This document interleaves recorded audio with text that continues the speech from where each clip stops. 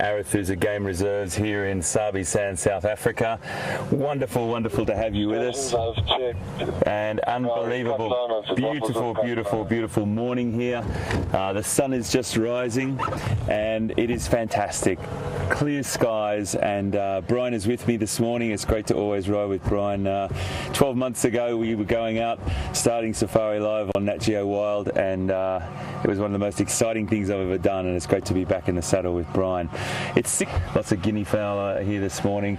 Pete's around the other side, Scotty's out there as well, drones in the sky. It's all happening here on Safari Live. Now if you want to contact us, and that's what this is all about, coming out, watching us, being on the vehicle with us and asking a question.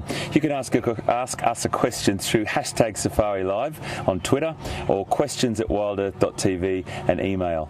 Get that to us as quickly as you can. We'll answer as many questions as we possibly can over the next 3 hours. Welcome to Africa. Let's go for a drive.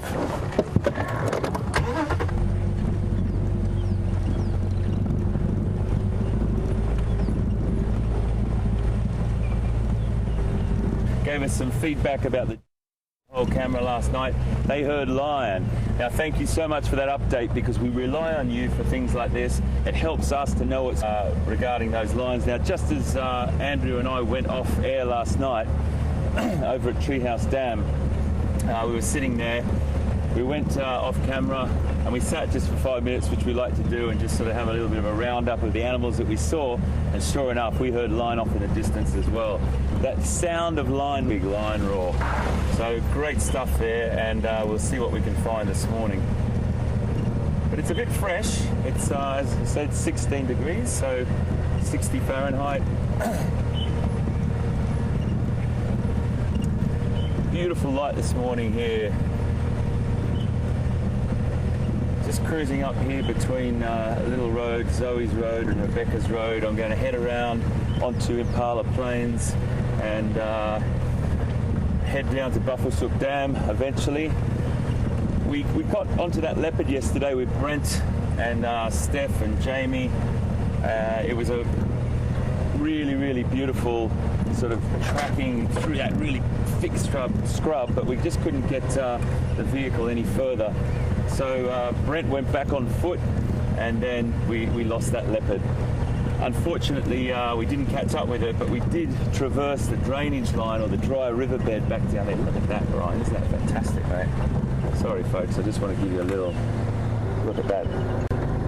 That is kind of special. That makes you know you're alive, folks, when you stop and see things like that. When I was a little boy and I used to watch documentaries on television, there was one particular documentary series I watched. Of course, you know, there was the gurus of, you know, Sir David Attenborough and everything that was across your screen in years and years gone by, and still to this day, what a legend he is. But there was a guy that I used to watch, a couple of guys actually, on a program from the United States called Wild Kingdom. And he used to open with shots like this, and the guy's name was Marlon Perkins. What an incredible gentleman he was, and I always used to dream about being Marlon Perkins, and safari suits and all, Brian, but I never got the safari suit. Maybe one day. I aspire to have it sort of bite you. The Africa bug bites you. It's the worst bug out here. So we're just going to just bumble around up here. It's a beautiful, cool morning, and I've got a good cat feeling working up to our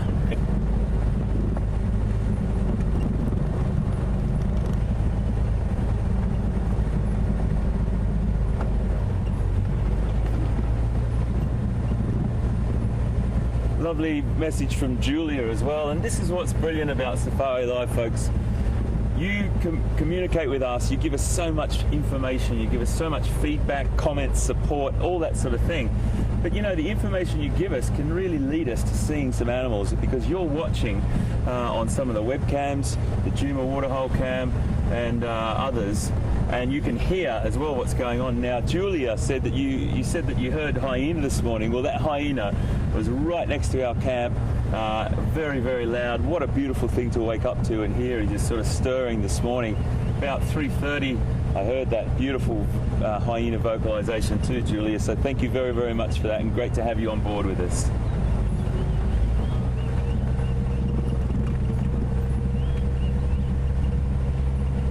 We were reminiscing last night when we finished and talking about funny things that happened over the past year and our favourite moments, and there's loads of those, but it's still have to pinch yourself to think this has been going for a year and a long time prior to that. But on Nat Geo Wild, the team has grown, one of the most incredible teams I've ever worked with, amazing people, and it's just a great pleasure to be part of it. And to have you all on board as well, all the people that have followed and supported and just crafted this with us. It's just so fantastic to have you on board.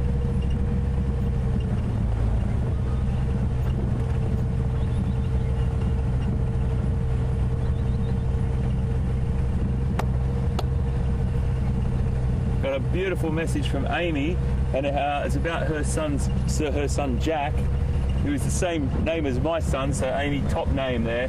And Amy, you're telling me that your son Jack, through Safari Live, has just become a wild child. You rock, Amy. That's fantastic news, matey. Thank you so much.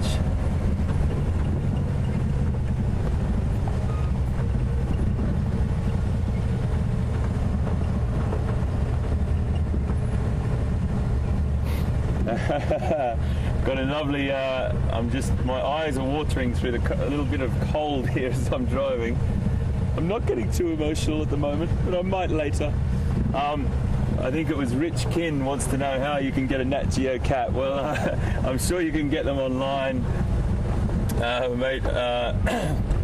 If I could throw one through the camera to you, I would.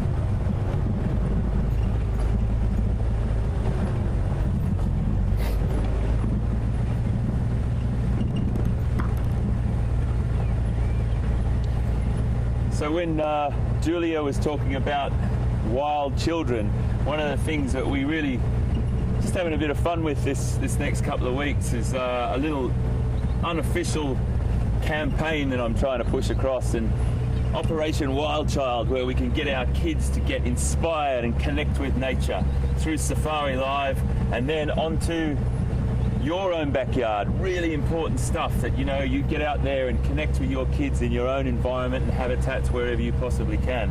So throughout the next couple of weeks, if you can get one chance to go and grab your son, daughter, nephew, niece, their friends of theirs or whatever, and sit around and watch an episode of Safari Live, talk them through it, tell them how it works, tell them the effort that goes into this, bringing these pictures to you live from a Land Rover through that camera all the way to wherever you're watching anywhere in the world. So fantastic stuff if you can, guys. Connect your kids with nature.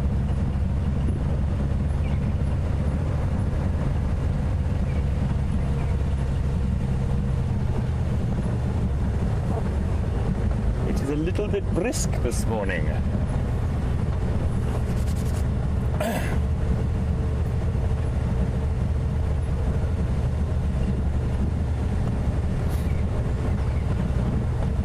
I think Pieter saw an impala lamb yesterday morning, which is also a fantastic signal that the lambing season for impala is starting.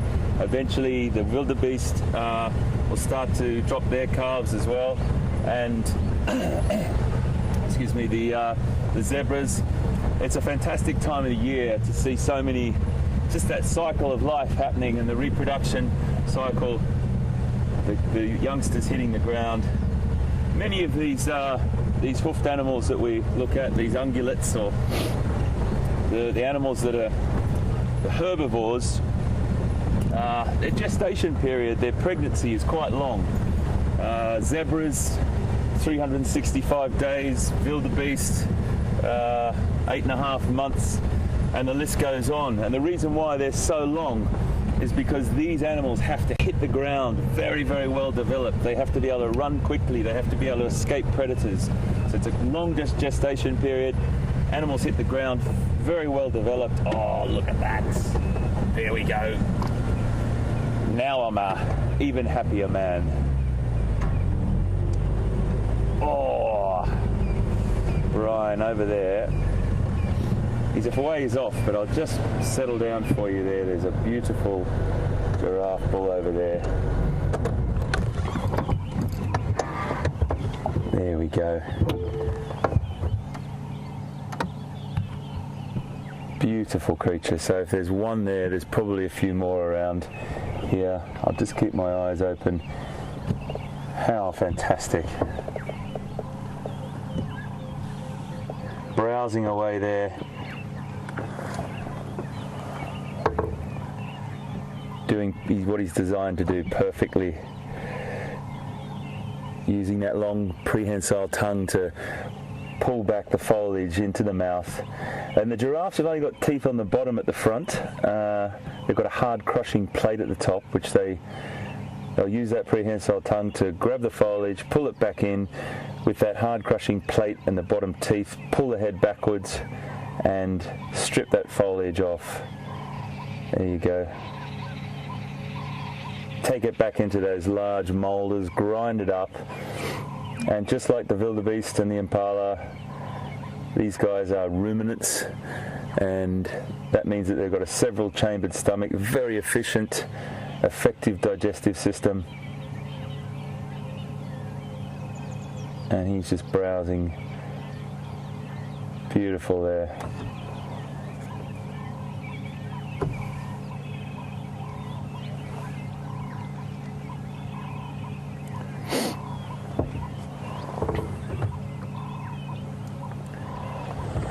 So folks, while we try and find the rest of this herd, he might be by himself, but I'll just stick with him. We're going to cross over to Scotty, who has some very, very beautiful creatures on foot, one of the most fantastic creatures to track. We'll come back to you just now. Wow, what a start we've got off to on the bushwalk. We've only been going for a couple of minutes, and we heard some branches breaking, and it led us to this herd of elephants. We can only see this one at the moment. The rest of them have crossed into very thick bush, and we're certainly not going to be following them through this thick bush.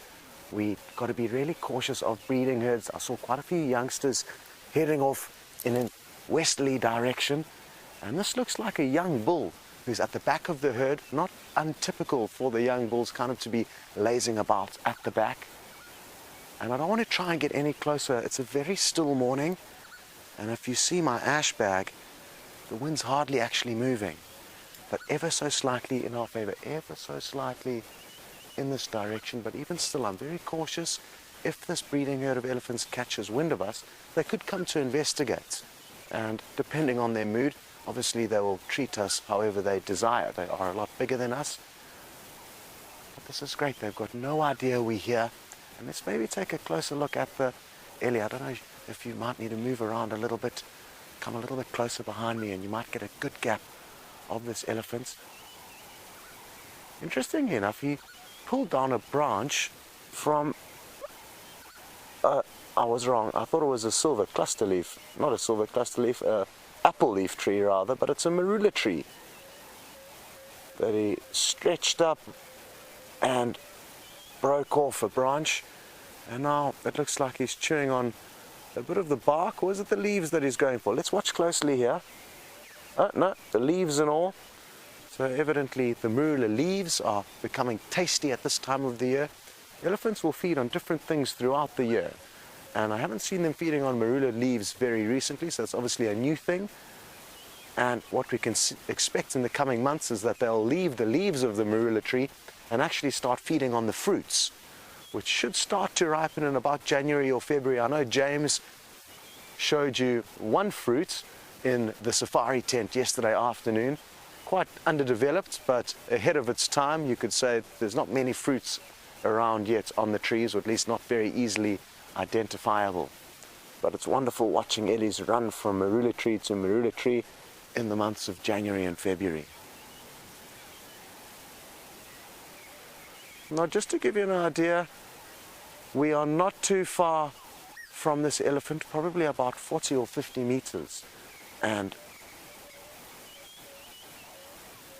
even though we have got a fair amount of distance between us, I don't want to go any closer. It's not necessary. We've got a great view from here. and just so fortunate to have all of you guys on this bushwalk. It's a very different experience to being in the vehicle, and a great combination, and for you to be able to experience both the bushwalk and the safari in the vehicle with HT and Pieter this morning is a great way to be on safari. And I'm very, very happy that you guys are not only enjoying the sighting of elephants, but a little bit earlier with Hayden, you were getting to see some other massive animals of Africa, and the giraffe, and he is still with them, so don't worry. And as soon as this Ellie continues across the road, we're going to send you back. I don't think there's any more behind this individual, and the rest of the herd, like I say, we're moving from left to right.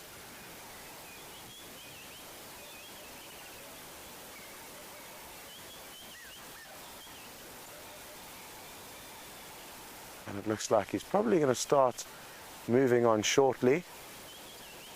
No, still enjoying that marula branch he pulled down. It is a spectacular morning.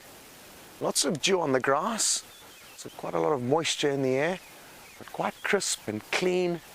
And after the recent rains we've got, the bush is coming alive, lots of bird calls, lots of bugs. Oh yay, I think he's going to break down another branch. I love when they stretch up with their trunks. Come on, you can go higher than that for us. Well, that wasn't very impressive. You just plucked off a few leaves. But let's see, he may very well kind of tippy toe on his back legs and try to reach that trunk up as high as he can.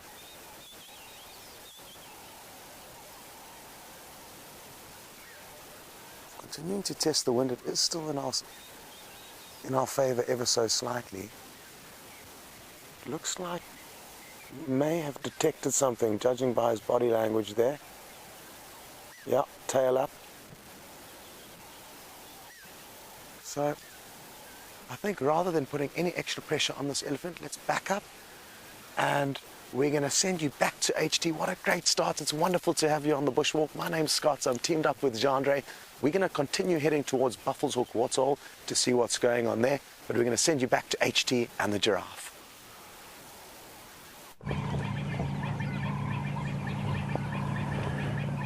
Well, we've just come around the corner and here's another giraffe, and there's a few more just around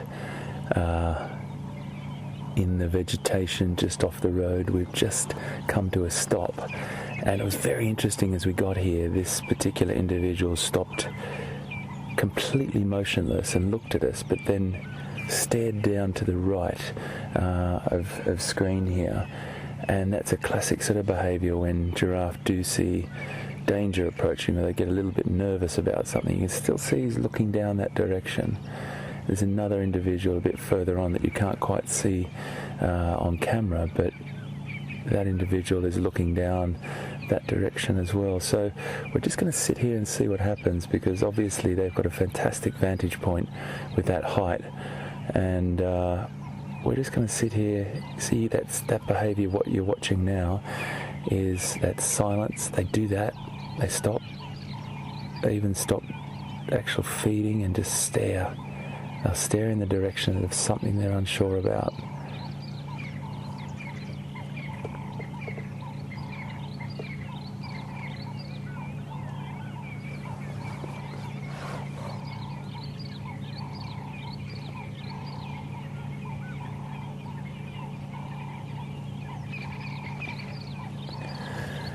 So we've got a question from Through My Eyes in Illinois. Fantastic to have you with us this morning, and the question you're asking is, what is the tallest giraffe I've ever seen? It depends on where you are in Africa. There's lots of different records and things like that, and in captivity there's lots of records as well. And I think that by memory, reading in the books, records are around sort of 18 to 19 feet. Now that converts to about, in meters, if you work in metric, that's about 5.5, 6 meters. And we're just going to move up a little bit further, but that's the recordings that I'm aware of. I used to be, I'll tell you a little story about giraffe just as we get this one in a bit better shot. Just gently move up. They're very comfortable with us.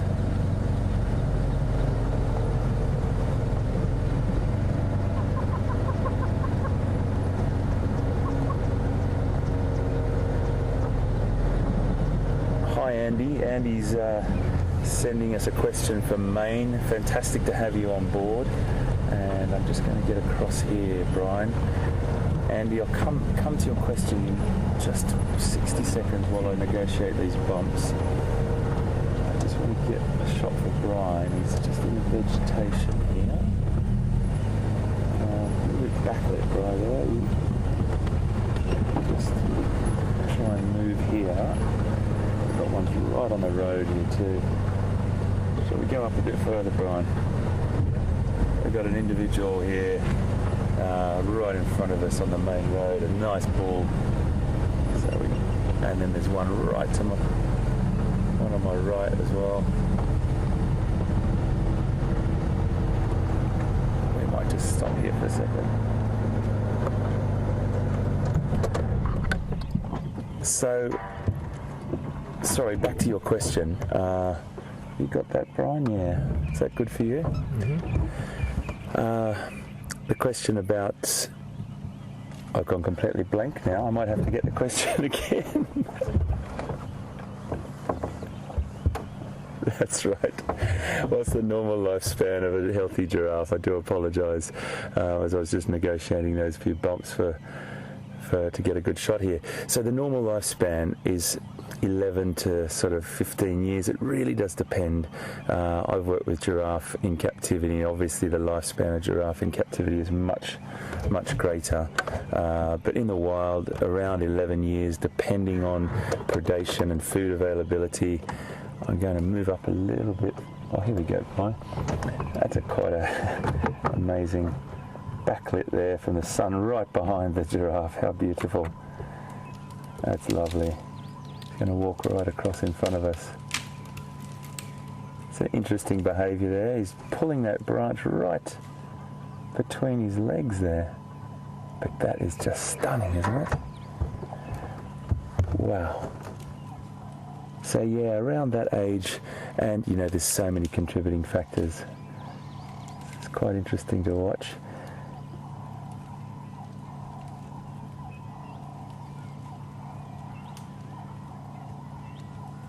Oh, what a creature, hey?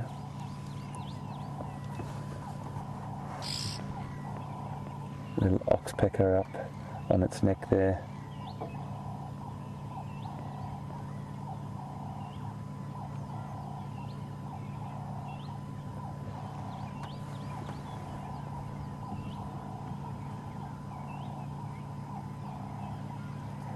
So about 20 to 30 million years ago, if you want to go back in time a little bit, there was a creature that stood about 3 meters tall by fossil records called the Helidotherium, and that's a word that we'll probably never use again, but just to let you know, that's what it was called.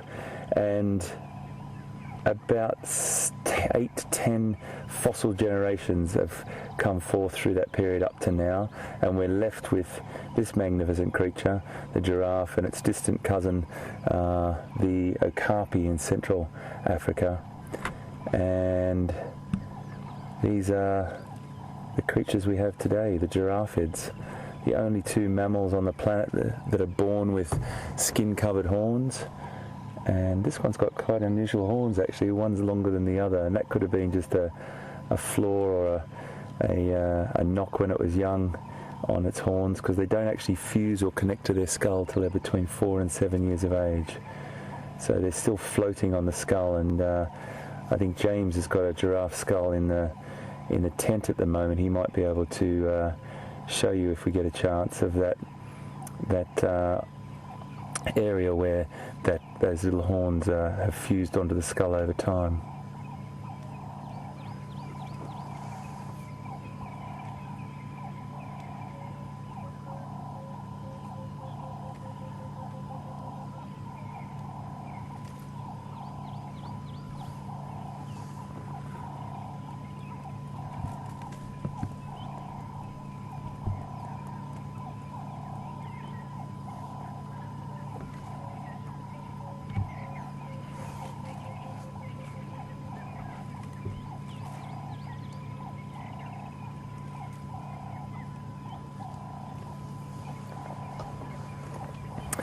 an interesting question from Vernie on email. Welcome aboard, Vernie, and thank you very, very much for being with us this morning.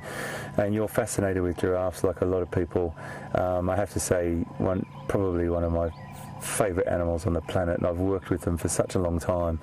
I started working with giraffe back in 1989, 1990, and yes, there is a very, very interesting behaviour that you're noting, that when they do bend down to drink, they splay their front legs.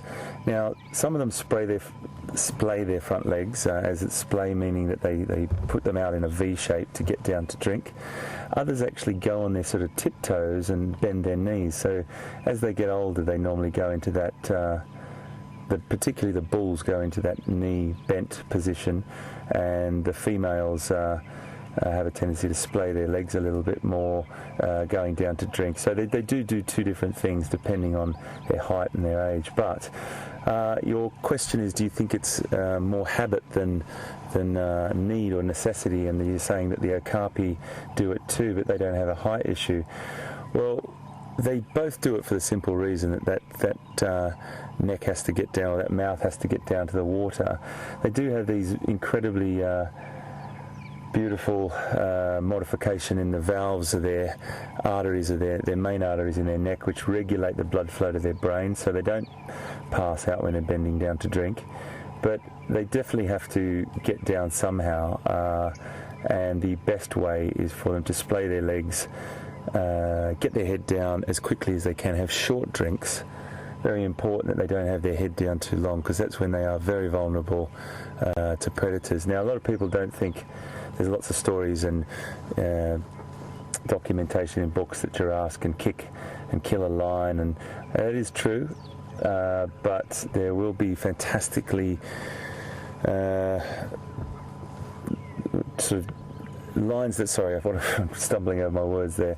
You've got lion prides that are specialised in hunting giraffe, and that will be a learnt trait that they have, and when they are bending down at those water points, lion will use that sometimes to attack, catch them by surprise. But they normally push these animals into an area where they either trip or fall, and then you'll get the big males that'll end up pulling down a young giraffe, with females as well. But they splay their legs, they all do it, and it's definitely a needed behaviour for them to get down to drink. But thank you for your question, Vernie. I really appreciate it, and lovely to have you on board.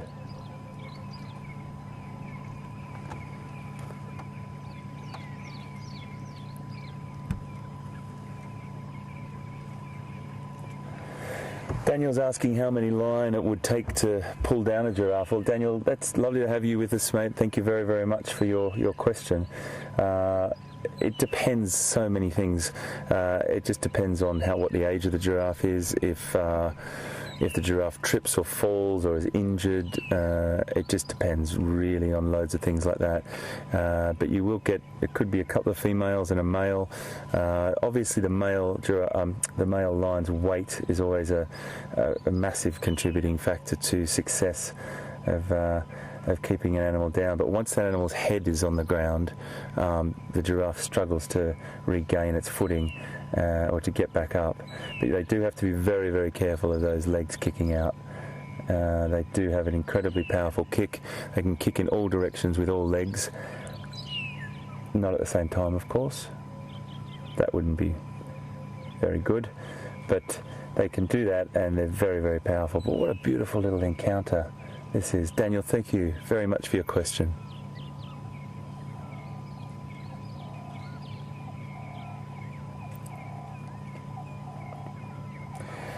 So we're going to sit with these guys just for a little bit longer. They're all around us, and we've got them on either side of us. We'll just watch them for a bit. We're going to cross over and see what Pete's up to, and I think he's got some very, very interesting bird action for you. We'll come back to you just now.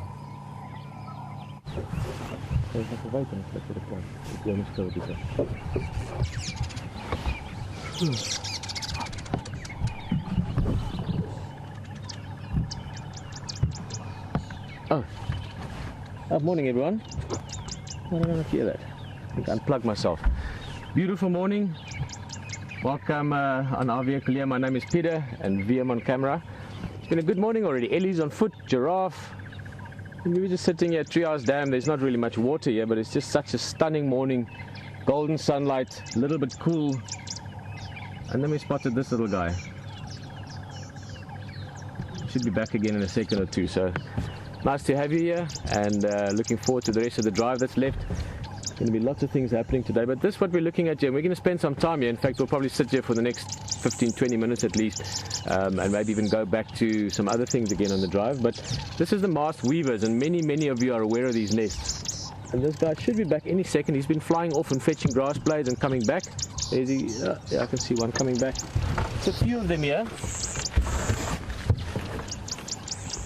And especially if this waterhole fills up over the next few weeks of rain, hopefully, then you will find various males building nests. Beautiful, bright, sunshine yellow birds. Black mask on the face, red around the eye. That's just so that you know what we're looking for when it lands here. It should be back any second. I was thinking it would be there already. That's a finished nest, and the one on the left-hand side of the two, that's the one he's busy with. Now this rain the last, oh look at that. Look at the colors on him. Oh, that's stunning, and I love the yellows, but look at the face as well, up close. Slight red around the sort of top of the head, around the face. Beautiful markings. The females of the species are more brown. They don't have to display themselves to get partners. These males need to really put on a good show to get a female, and that means building a perfect nest, and then using that green nest as the background or the backdrop to display themselves against. That bright yellow body nicely set off against the nest that they're building. And that, of course, the better the nest, the brighter the male, the more females you can have. Quite often, in fact, they can have various females that come in. So they start with a little twig. I was actually going to try and sort of show you. So basically they start with a little twig, and then they put the nest at the end of it. But I think perhaps we should look on that twig. Let me try and point it out. The angle should work. So if you look at this nest, it's busy building. So it starts with a sort of the ring frame almost, and it's now starting to add body to it. And if we go very close, if you look right at the junction where the nest is attached to the twig, notice how that twig all the way along here is bare. There's no leaves on it. The weavers typically strip that last sort of foot or so of the twig, sometimes even more than a foot. They strip the leaves off.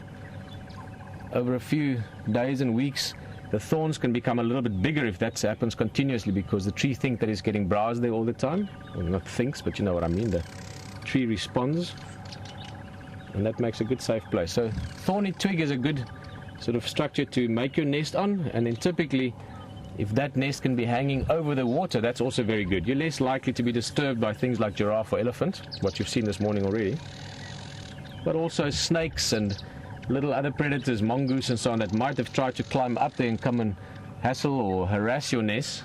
They're less likely to go up there. So basically this nest here down below, and here you can see where we are, just to show you the area. Treehouse Dam, very dry at the moment. There's one little puddle of water, but when this fills up, this would be a perfect setting for a nest. I'm going to wait a little bit. I'm hoping we get at least one more sort of him coming in and not displaying it. That nest is too fresh, but when they're building off and they sit there and the wings go like this, partly to showcase their colors. Let's see. That's a female. I can see about 3 females around here at the moment.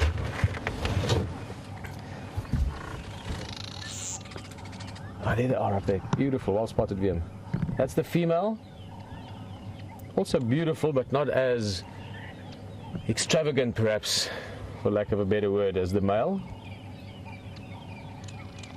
The female, as I said earlier, she doesn't need to attract a male. The males do the displaying, and the males do the courtship to a large extent. And then if the female finds a male that puts enough effort in to show how fit and how healthy he is, builds a beautiful nest, often that comes with a few years' experience even, she'll pick that male. With it, she will have the nest, and then if that happens, the male will build another nest, try and get another female. Guys, I'm hoping that we'll give it a minute or two. We're not going to move yet. I am hoping he comes back that night. It's just such a nice place to look at them. The sun is perfect this morning, early light, nice clear background as well. So I'm going to sit a little bit, listen for a little bit. I'm going to be quiet for a while, just listen to the birds. Beautiful. The weavers in the distance, turtle doves, bush strikes, the sounds of the bush early morning.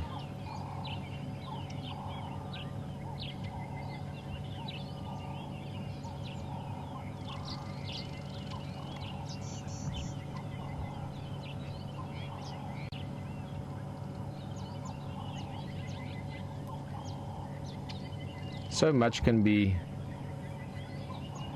sometimes found or discovered by just listening to the birds. At the moment there's a very sort of happy bushveld sounds. There's no alarm calls, no sudden sort of silences. Sometimes you'll be listening and the next thing it's dead quiet.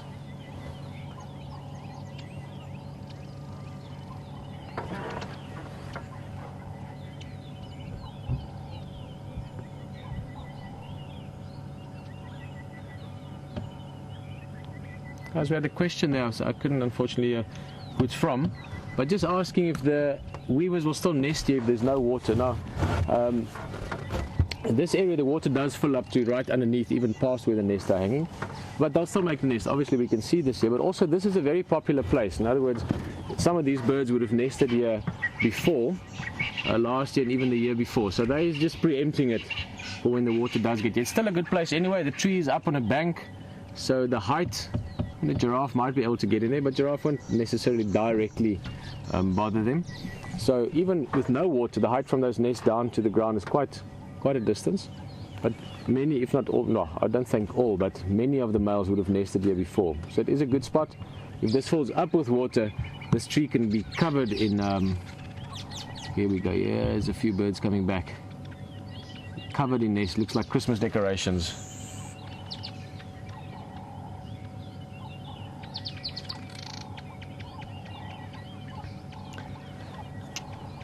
Morning, Anna-Marie. Good question. How long does it take them to build one nest?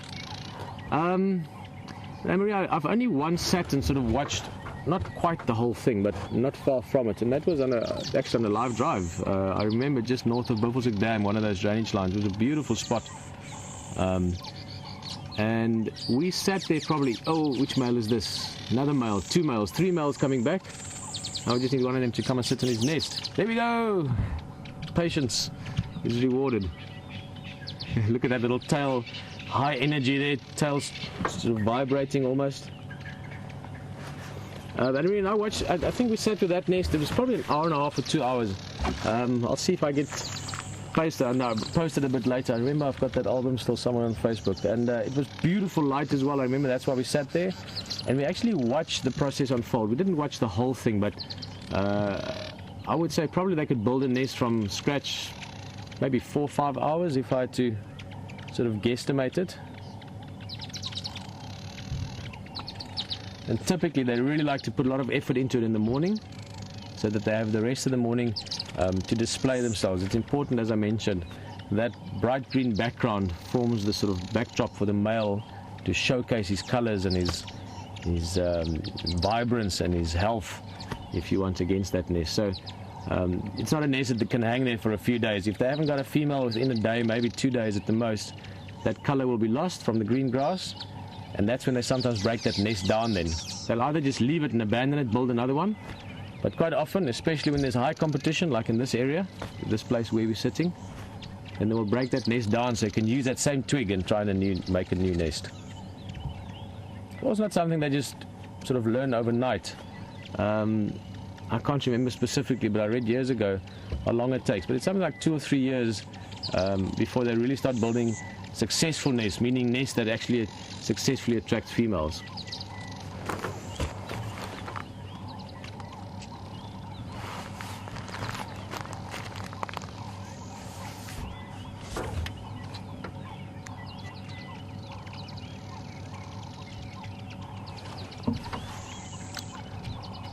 We're going to sit here for a bit more, see what happens, if there's any specific sort of interesting nesting things happening. But one place where it's always interesting is on foot, because you never know what you're going to find. And let's see what Scott has for us. Hello everyone, and look at how awesome this mushroom is, growing out of a massive pile of elephant dung that's been flattened and broken up I'm not too sure what would have broken it up. Possibly dung beetles would have flattened it out into this big carpet of vegetation that you can see now. And it's critical that these mushrooms are here because they are decomposers. And without them, just like without termites, a lot of vegetable matter and vegetation and vegetable waste that has come through as dung would not be broken down as effectively and therefore not recycled back into the ecosystem. Now, there's a few other little critters around here, and one of which is this tiny little stick insect. Look at how crazy this is. They grow massively larger than this one, up to about 20 centimeters. This one I would say is probably only a centimeter long, and you can tell kind of in comparison by this leaf. And look at it waving those front legs around, probably trying to make itself look as big as possible. So that's a tiny little hatchling. And we've also got a pill millipede here that's curled up into a ball for safety.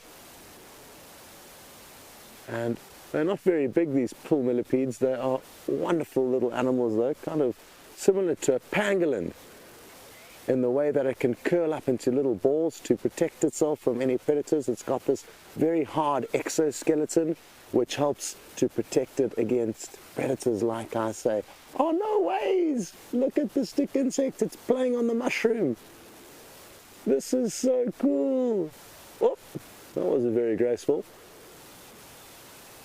And it's wonderful that on the bushwalks you can also see exciting animals like the elephants a bit earlier, and now the tiniest of animals.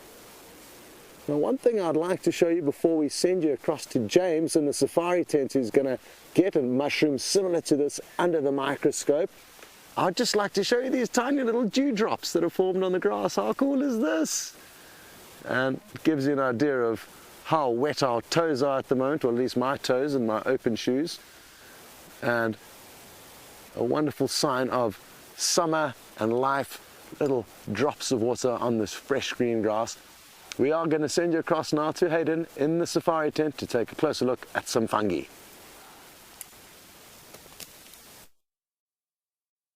Good morning everybody from here on quarantine clearings in the savannah tent or safari tent, depending on your preference. Wonderful to be out here. It is a spectacular morning. What stunning shots you've had of that gorgeous giraffe. We'll talk a little bit about that just now. Gorgeous shots of the birds. We can chat a little bit about them. And wonderful stuff with that mushroom, an incredible stick insect there with Scott, and the droplets of water. So before we talk about the giraffe, which I think is going to be something very nice to talk about, let's just have a quick look. We've got a mushroom here underneath the microscope, and we're going to get Tebs to come and film it here. Unfortunately, the actual feed is not working, so we'll just bang up the... That is the inside of a mushroom. That's the whole inside of a mushroom. It's a different species from the one that Scott was looking at, so I'm not exactly sure what it is. Mushrooms are confusing things. That's quite a nice picture there. And what you get underneath there, those are the filaments of the mushroom. And the filaments, a mushroom of course is a fungus, and the filaments produce the spores, or the spores sit in between the filaments there, and they are the seeds, if you like, of a fungus. They don't make seeds like a normal plant does. They're not a plant, they're an entirely different kingdom on their own, the mushrooms. So we get animals and plants, fungus, different kingdom.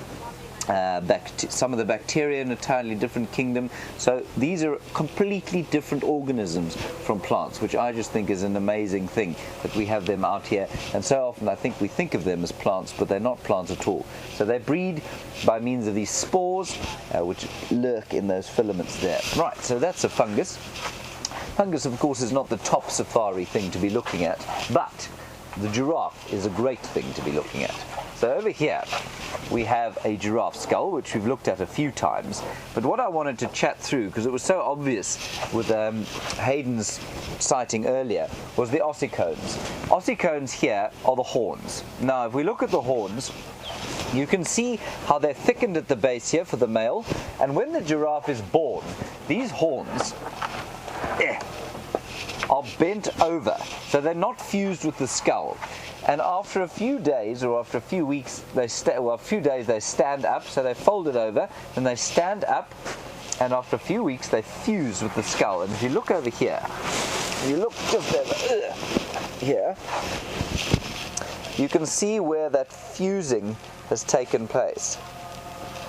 Isn't that amazing? You can see where they've fused there, and I believe that giraffe that Hayden had, the one had a longer horn than the other, and you can see this one, the same thing is the case. And that's totally normal, it's completely understandable. The interesting thing as well about this giraffe skull is that it weighs 7 kilograms. Now that's an enormous weight, and it takes up to 15 years for it to get to that weight. But the reason it gets so heavy is you can see the thickening around the base here. You can see the thickening on the skull here, and that is from constant fighting, from bashing their heads against other giraffe, and that creates this calcification of the skull, which I think is fascinating. The other thing to note about this is that these ossicones will keep growing throughout the giraffe's life, and they'll keep getting thicker and fatter depending on how much fighting it does. So that is the giraffe skull. And one other thing I wanted to show you, it's very heavy, is this joint here. Now unfortunately we don't have the first two vertebrae, the cervical vertebra, cervical meaning neck, but the joint here, there's the axis, which is the atlas, sorry, the top one, and the axis, the second one, and what they do is they're able to articulate or bend at 180 degrees. Now while you're sitting where you are, in your seat, or possibly at your boardroom desk, watching this while somebody waffles on at the front of the boardroom, just tilt your head back like that. And what you notice is that you get to a point beyond which your neck won't move. And your neck, where you're sitting, if you were to only bend that axial joint, which is the first two cervical vertebrae, you actually feel it. If you put your hand into the back of your neck like that, yours will only bend about 90 degrees. The giraffe is able to articulate that to 180 degrees, and that just gives them a little bit of extra reach as they go grazing or browsing along through the African savannas. Right, now let's go back to the drone shot. We'll give you a quick view of what we're looking at here and the gorgeous light that we're experiencing on quarantine clearings, and then we'll head back to Hayden, who is, I can't see Hayden at the moment on all of my feeds, but he's around. Oh, there he is. He's looking at, no, that's not him, that's Scott's legs. All right, we'll go back to Hayden after we've gone to the drone shot, and I'll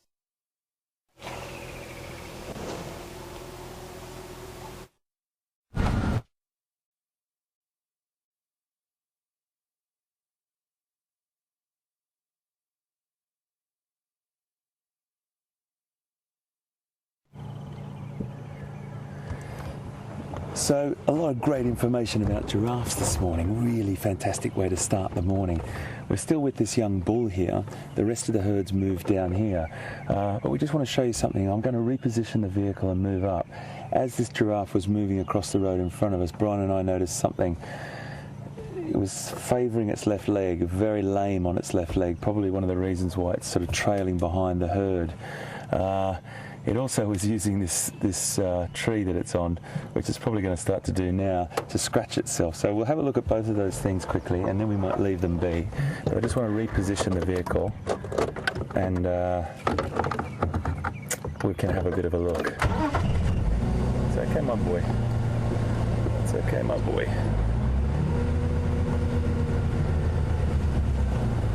So yeah, we really saw lameness. Lameness meaning it was favouring it, or it was limping on this left leg. And we might just get a shot before it walks away of that left leg. Brian, I don't know if you can get there.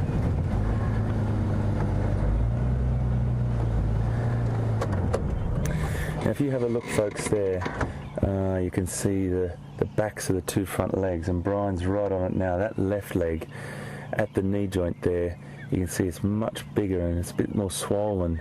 Well, it's definitely swollen, and it's either had some form of trauma, it's had a fall or something, or it might even be a large thorn or something in there that's infected it. But there's definitely swelling there. Now that can end up being the demise of this particular individual if a predator or a group of predators was to take it on.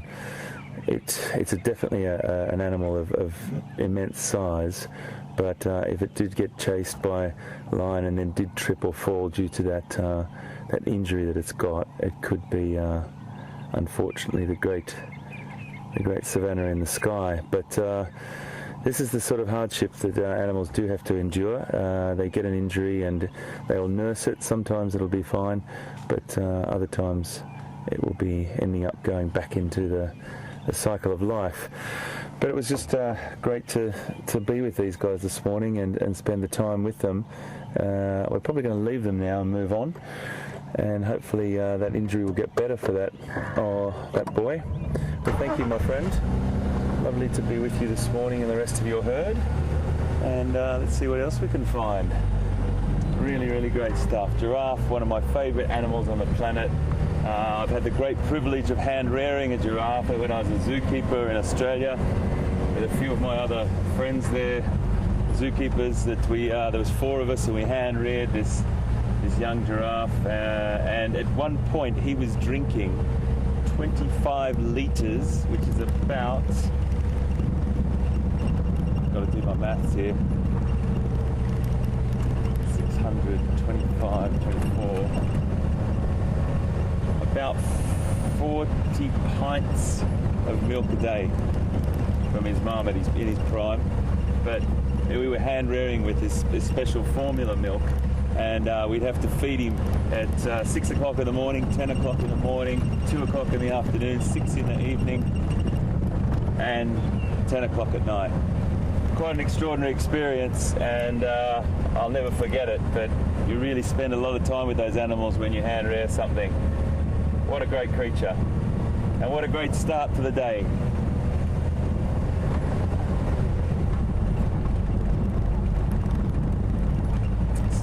So whilst we sort of peel back in here and go and try and find some other creatures for you, we're going to hook over to the guys, I think it's Scotty on Bushwalk, and he's got some really interesting tracks for you this morning. We'll see you now. Come and take a closer look at this. Whilst on foot, it's very important that you take notes of not only what's up around you and kind of animals and things that move, but tracks and signs, evidence where animals have been. That way you'll be sure not to bump into anything unexpectedly. And certain animals out here are dangerous. It's important that we remember that. One of which is the hippopotamus. It's probably one of the most dangerous mammals in Africa and kills more people every year than any other. So bearing that in mind, we have found a hippopotamus track, and it's in the sand in front of us. Not very easy to see, but once I point out the circumference of the track, so this is the outside of the track here, okay, and then there's one toe. This is a toe on the right hand side of the foot. Here are 2 front toes, and this is the toe on the left hand side of the foot. So symmetrical, the toe on the left, the toe on the right, the 2 in the front, and this is the little back pad here. So moving in this direction towards the Buffelshoek waterhole, which we are also heading towards. So not a huge surprise to find hippo tracks here. They're very easy to tell apart. There's nothing that looks quite like them other than that of a white rhino. That's the rhino we get mainly in this part of South Africa and the Sabi Sands. So the white rhino would be different in that it's got the 2 side toes, but instead of having 2 toes at the front, it just has 1 toe. So it's 3 toes for the rhino, 4 toes for the hippo, and those are the only 2 that you could kind of get confused with. As I said, they are heading in the same direction that we are. We're just going to bear that in mind. We're not going to flee in the opposite direction. There's no major surprise that there are going to be hippos at the waterhole. But again, just important to know what's going on when you're on foot. And we're going to continue now and send you across to Pieter. We'll let you know when we get to the dam, though. Maybe there'll be something drinking there.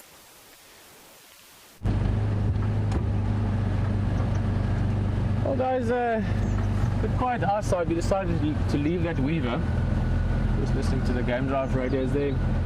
Not too much happening yet, but it's a stunning morning, as you could see on all the different sort of things you've seen. And we're just taking the riverbed here.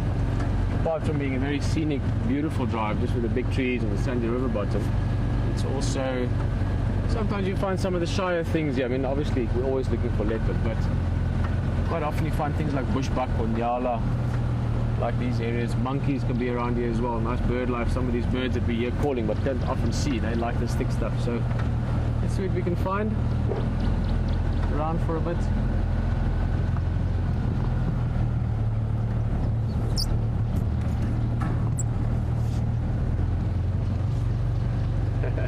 Yeah, well, remember that just the other day we saw a hippo lying in what was essentially just a puddle on the road. That's the same hippo that typically hangs out at Boetella Lodge at the waterhole there. So probably a different one from the tracks that Scott was looking at. The hippo tracks there close to Buffelshoek Dam. That's a little reef that we see there.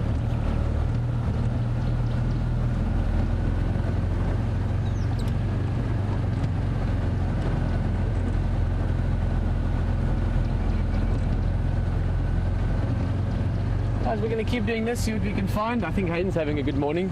He's finding some of those sort of top iconic animals of Africa that we discussed yesterday. So enjoy that, and we'll see you back in a bit.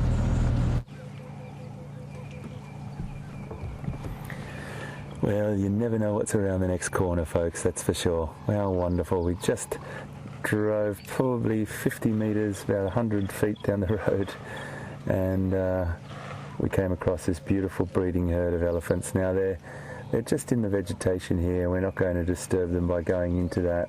We're sitting just on the edge of the road here watching this beautiful breeding herd. Probably count about 15 animals, maybe about 15. There's a youngsters, a couple of nice little youngsters in there. Matriarch just over beyond the vegetation. But if we sit here for a bit, they might come either out a bit closer to us. At the moment, just feeding and having a lovely browse on the vegetation. What a beautiful morning.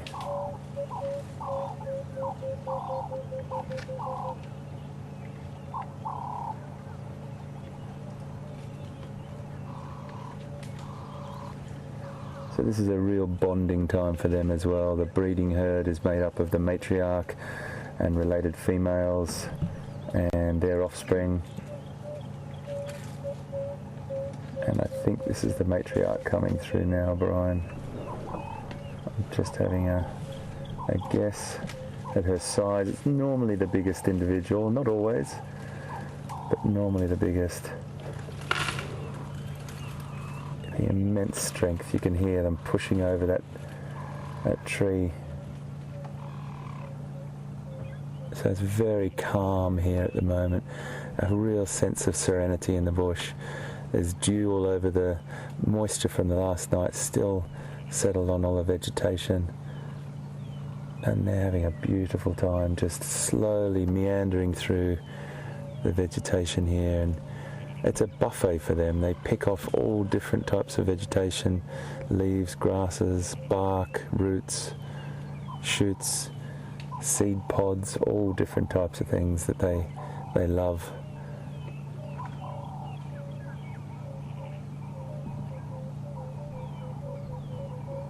I spend about 16 hours a day doing this, just browsing and walking through.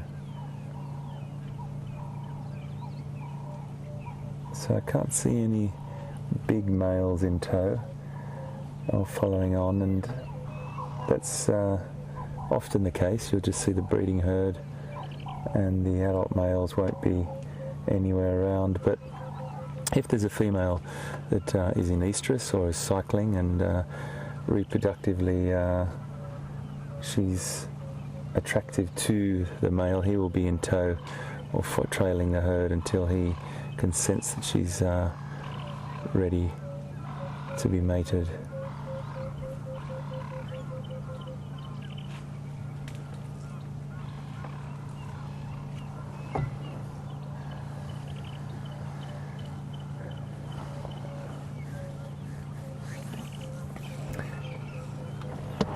Now, interestingly enough, I think we're going to be able to sit with these guys for a little bit, but their digestive system is very inefficient compared to giraffes, like what we saw. They're a ruminant. They've got that several chambered stomach that they can get the most out of their food. Elephants aren't a ruminant. They have They have to consume vast amounts of food to satisfy their needs, and their dung, when it comes out, is quite raw still. You can still see sticks and grass, and very, very good indicator of what they've eaten. But I'm going to cross over to Scott on Bushwalk, and he's got some interesting things happening in some ellie dung. We'll see you just now. We're going to stick with these guys. Now, like Hayden says, elephants are not the best digesters out here, but sadly in this case I'm not actually going to be able to show you that, because other animals have got to this pile of dung first. You'll see little grains of sand coating this round ball of what was once a fresh pile of elephant dung. Now it's become the home of termites, and they are the critters that are responsible for covering it in this layer of soil. You may see one or two crawling about in this general area, but isn't it fascinating how this has become their planet? The center of their universe is this pile of dung. Now, interestingly enough, there is a bit of a story here, and if we look a little bit down in this direction, you'll see another round ball. And this round ball looks far more covered in sand than the previous one, and this one has been broken down by termites. And if I just break open a tiny bit of this, we'll realize that these termites have broken down, or are in the process of breaking down, what was once elephant dung. And here are a few little pieces of grass and everything that you can see. They haven't quite broken it down yet, but if you were to walk past this little pile of sand, you really wouldn't expect it to be a pile of elephant dung. I mean, it just looks like a round blob of sand. Further back, this is a lot fresher. We can see a lot more elephant dung here. And as Hayden was saying, lots of little barks, pieces of twigs, grasses, you name it, all growing. Well, not growing anymore. It was once growing, I guess, but all found in elephant's dung. And this is what's being broken down to our right in those little piles of sand by termites. This will be broken down by something else, and depending on the time of year, different animals or different insects, different decomposers will be relied upon by Mother Nature to recycle all this matter. And simply because we can't see this being broken down now doesn't mean it won't happen. It's just a process, and Mother Nature needs to deploy some decomposers to this pile of dung, like the ones over to our right here that are already in the process of being recycled. Well, I hope you enjoyed that quick update on elephant's dung. Go back to the real animals now and enjoy that sighting with HT. They might come. We just moved up, repositioned our vehicle a little bit to get some more shots, and Brian and I are hoping that these animals are going to come out right in front of us here. So they're so calm and relaxed, and you do get a feeling when you're around elephants that you feed off them and they feed off you. It's no doubt about it. You can read their behavior once you sort of spend time around elephants, and I'd have to say this is just one of those times where you feel beautifully in the moment with them. They're going about their daily routine. They're tolerating us being here. We're only about probably 20 meters away from them. It's about 60 feet.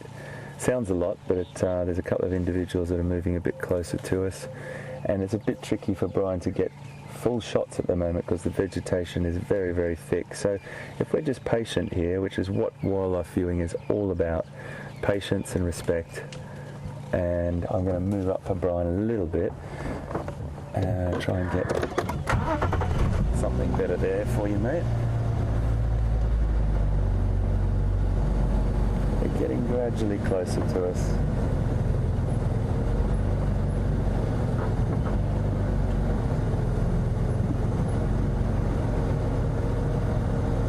There we go, there's a little baby just in there, Brian. Is that good? There you go. A bit of vegetation in the way, but I think they're going to move forward. And we might get a beautiful shot of the baby. It's okay, Mama. It's okay. There's a little one. Oh, just seeing a baby like that, it's a little bit hard where we are, as I said, folks, but Brian's going to negotiate that that cracking sound that you just heard there. Was an elephant pushing over a tree just behind us. That immense strength.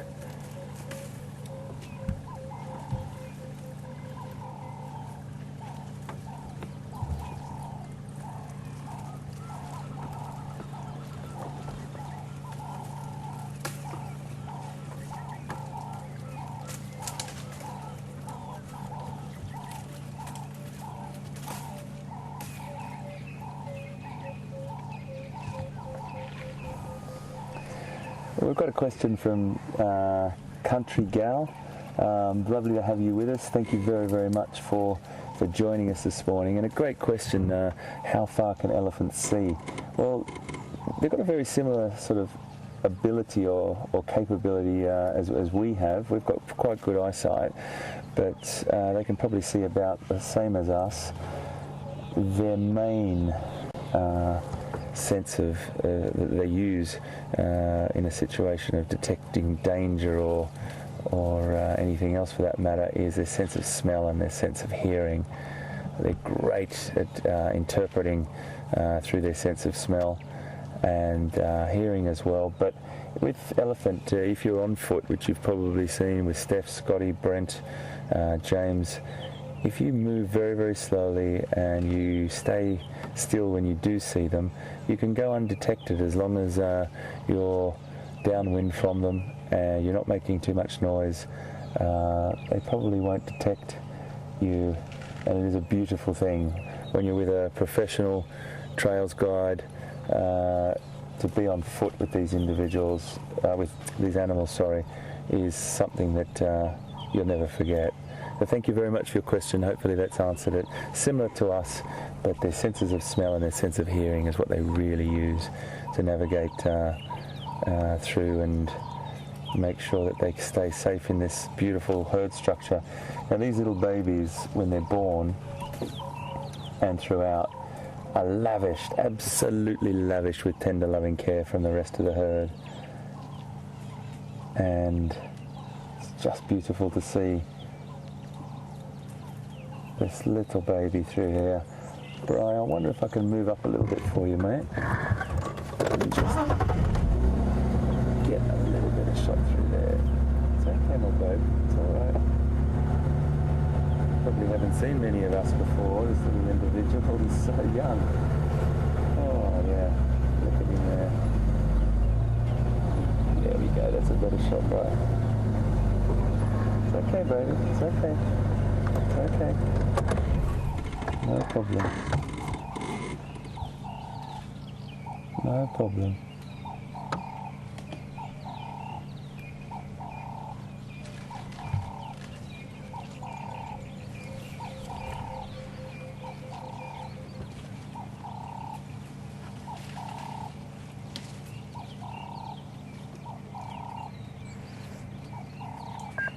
So we've got a young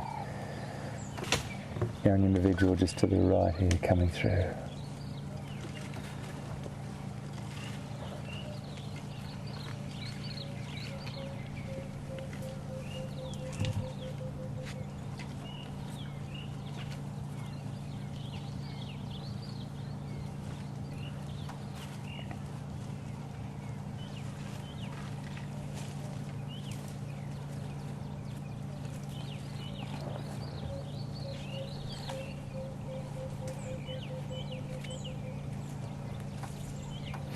We've got a very interesting question from Susan in Tennessee. Welcome aboard, Susan. And your question is, can elephants jump? You've heard that they're the only mammal that can't jump. Well, I've never actually seen an elephant jump, but I've seen an elephant climb incredible, when I say climb, I mean get up incredible embankments and terrain that you would not think they could do. This one here is just... I'm just going to get up a bit closer for Brian here. Nice. That's all right, my boy. It's okay. No problem. So they can get up incredible embankments and come down terrain that you just don't expect them to be able to. But I've never seen them jump. I've seen them go onto their hind legs to reach up to get high hanging vegetation or sometimes very nutritious seed pods on particular trees. But I've never seen an animal, an elephant jump. And the second half of your question was also hippos. Have we ever seen a hippo jump? Never seen a hippo jump, but I can tell you through experience that they can get up to speeds that really do shock you. Speeds into sort of 30, 40 kilometers an hour on flat ground hippopotamus, and then I've seen them get over terrain that you would not believe that they can do as well at high speed. So not jumping, but definitely more agile than we think they are. So thank you very, very much for your question. What a beautiful tool that is, eh? That trunk. It is basically their most important tool for using, for feeding, for foraging, for communicating, for drinking, and the list goes on, for fighting even.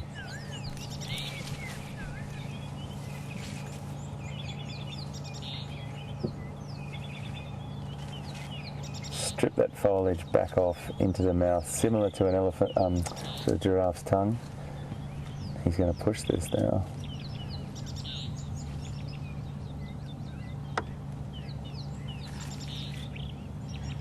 And you can see that little bird that's flitting around there as well.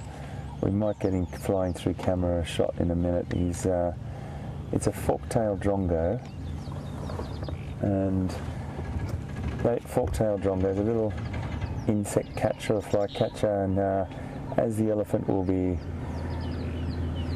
browsing or foraging, small insects will be dislodged from the tree or take flight, and that little bird, that fork-tailed drongo, will fly off and grab those little flying insects and benefit from it as well. So you often see those birds congregating around large herbivores for that very reason.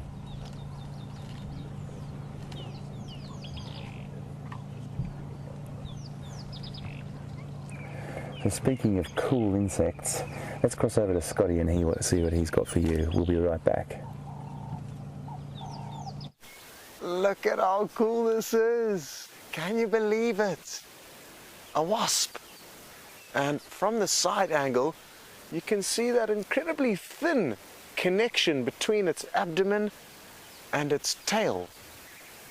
And its little antennae are jiggling from side to side. I'm not too sure what it's processing exactly. And its mouth parts have actually latched onto the small piece of grass. It hasn't moved since we've been here.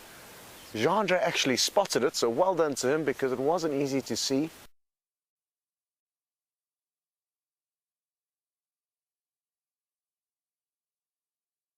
We'll be right back. Look at how cool this is. Can you believe it? A wasp. And from the side angle, you can see that incredibly thin connection between its abdomen and its tail. And its little antennae are jiggling from side to side. I'm not too sure what it's processing exactly. And its mouth parts have actually latched onto the small piece of grass. It hasn't moved since we've been here. Jeandre actually spotted it, so well done to him, because it wasn't easy to see. Absolutely awesome. You can probably see its wings also tucked up there. And its tail earlier on was pulsating. Certainly wouldn't want to annoy this little animal though, because it will sting you. And unlike a bee, wasps have got the ability to continually sting you multiple times. Whereas a bee, once it's stung you once, that's it. It's used up all its ammunition. It's only got one sting and dies shortly afterwards. But wasps are different.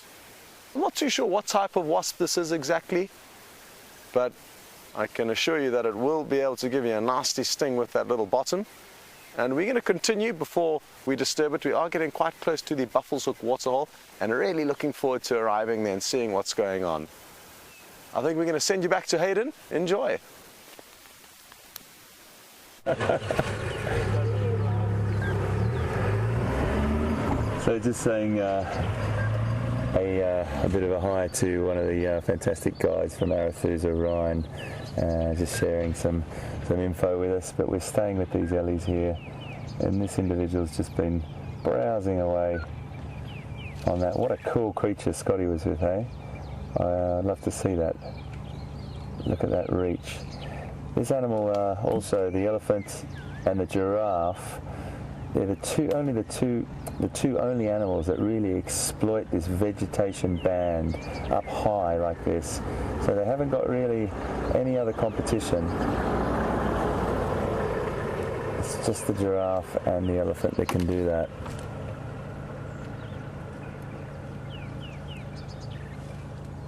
Lovely, lovely little encounter we've had with these animals this morning. The animals on these reserves are just too spectacular, habituated or conditioned to the vehicles, which means that they have no problem with us as long as we respect that distance, and they understand that we're not encroaching on that distance, and we just enjoy it. We just show that respect and move on. Habituation and conditioning of animals is incredibly important for us with wildlife viewing in protected areas like we're in, and every time we have an encounter like this, it just adds to the benefit of all coming down to the beautiful Sabi Sands here in magnificent South Africa to have these little encounters. The next person, these animals here, are going to know that the vehicle's not a threat. Over time, with an elephant's life, the longevity that they have, their memory and their experience with us mere humans, really important stuff. Thank you, guys.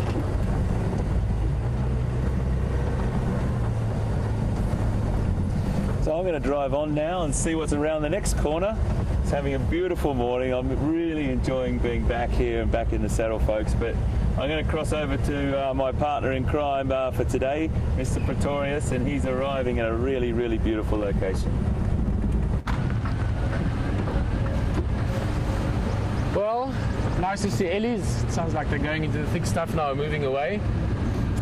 We've had a pretty quiet drive. We left those weavers some time ago already. We're just slowly making our way towards Buffelshoek Dam. In fact, it's just in front here.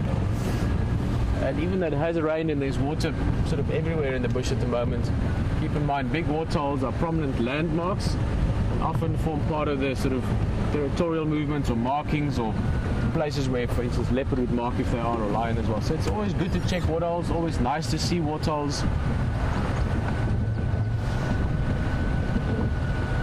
And this actually had a little bit of extra water come in from this last few rain showers we had. Quite interesting. I like these lines you can see in the mud. Look at that one there as well. And if you could probably guess what it's from, although they're not here at the moment, but I know Scott was showing you some tracks from them earlier. This is from hippos. So as they sort of wading through the mud and make these little pathways through. It's also very important in bigger systems. I mean, this is one waterhole, but if you're in like marshland areas, they actually create these little channels that enable water to sort of flow between different parts of those sort of wetland areas.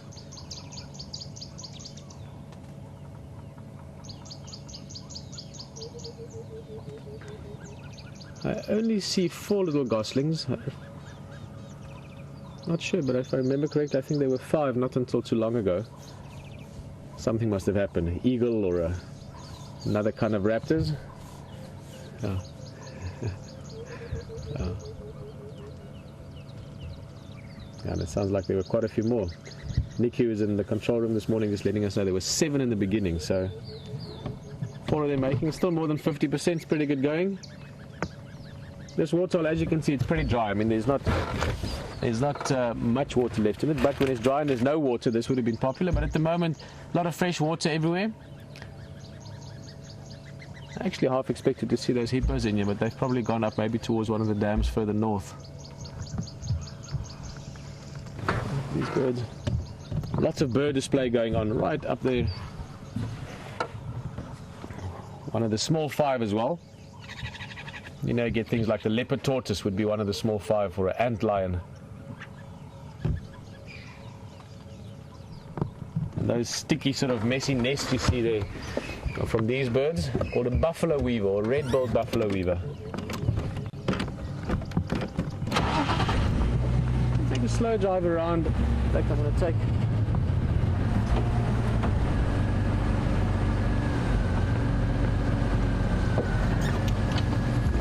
around the waterhole itself, but just around the area. We're going to go a little bit towards the east.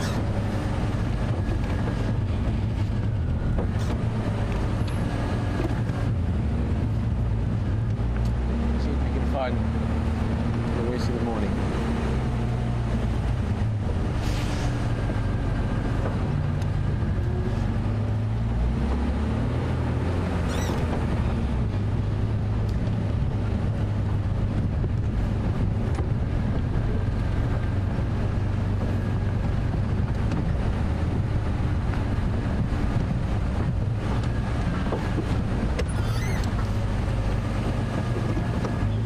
Quickly, I don't think it's anything, but those geese just flew away, both the ones we were looking at. So maybe it's just because, or maybe it's another 2 geese. That's also possible. I just saw 2 geese flying along. Now, might be other geese looking for a waterhole to spend some time at. As they were flying in, they saw the other 2 on the water and tried to avoid them. They will do that sometimes, but it might be the same 2. Let's just see if something didn't perhaps disturb them. No, it's 2 strangers, 2 other geese. Let me just show you, there's the ones we just looked at, so it's not them that we're flying past. Egyptian geese are territorial as well, so male and female together. They will defend their area. If there's a big waterhole, obviously the bigger, the more geese there can be. But they can be quite vicious. I've seen geese fighting a few times, the male Egyptian geese, where they can really hurt each other, even drown each other sometimes. If it's a fierce sort of competition. Dip our noses down here quickly while we come back.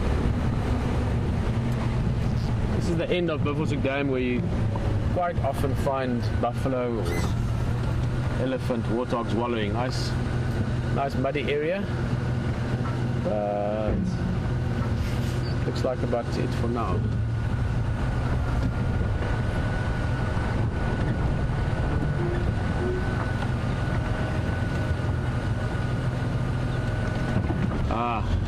A spot to wildlife. Let me show you this one.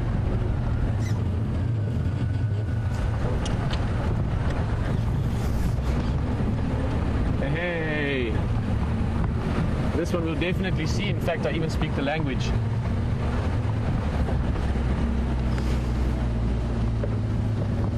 Also gives you opportunity to see Jeandre a little bit. He's always behind the camera. How's it, guys? Hello. How's it going? Very good. How are you? Good. What's news? Not too much, eh? Just got the report of a leopard that crossed in on Zebra Drive. Okay. So apparently Ryan from Arethusa spotted that. Hello, everyone. Awesome. Hello, Guys, if you haven't met him, the guy with a smile, that's Mr. Scott Dyson. They're out on foot this morning. They'll be showing you some tracks. Yeah, so I'm thinking maybe Heading this way. we're heading into Juma from Zebra Drive. So I mean, we're not close to them here, but what we may do is head across there, jump back into the vehicle, drive down there and get onto Well, the track. here's a thought. Guys, I would love to introduce you to Jeandre quickly. We don't actually see him very often. He's the man behind the walking camera. He was on drive with me yesterday. Also taking care of lots of things camera related. Jeandre, nice to see you. Do you guys want to lift? Get you to your car quicker so we can go Yeah, find that leopard. sounds like a great Awesome. idea, actually. Well, there's one seat here next to me. Awesome. Let's hold the backpack on there. Whatever is easiest. Guys, you can drive along with us. We're going to give the guys a lift. Get a bit of an Happy update. to jump on like that. Okay, let me hold this for you.